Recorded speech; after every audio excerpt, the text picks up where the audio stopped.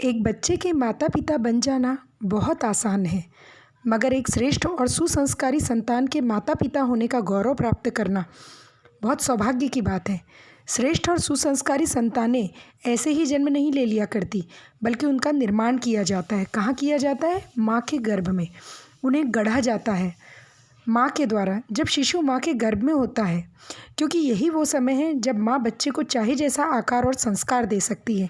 जैसे गीली मिट्टी जब कुम्हार के चाक पर चढ़ी होती है, तब चाहे जैसा आकार देना संभव है। ठीक वैसे ही बच्चा जब माँ के गर्भ में होता है, उस समय वो गीली मिट्टी की तरह है। उसके अंदर श्रेष्ठ गुणों की स्थापना करना बहुत आसान होता है।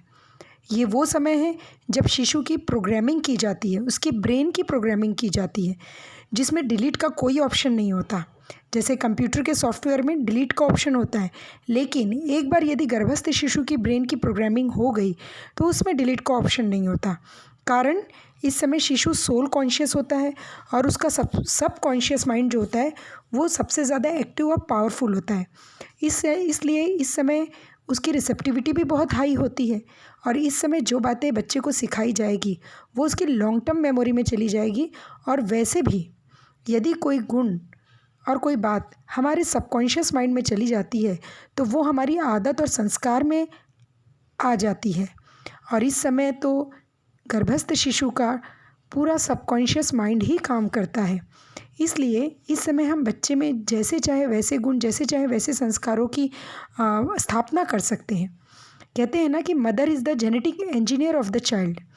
वो 2 टूल्स उपयोग कर सकती है अपने बच्चे की प्रोग्रामिंग के लिए, बच्चे के निर्माण के लिए। वो है शब्द शक्ति और भाव शक्ति।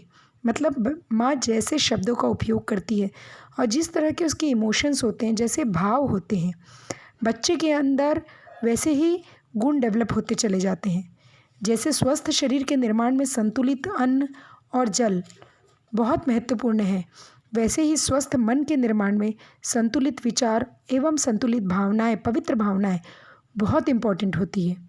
गर्भस्थ शिशु के विचारों के निर्माण में माँ के विचार और माँ की भावनाओं का बहुत बड़ा हाथ होता है। अब गर्भस्थ शिशु में गुणों की स्थापना हम कैसे कर सकते हैं, हम देखेंगे हमारे अगले वीडियो में।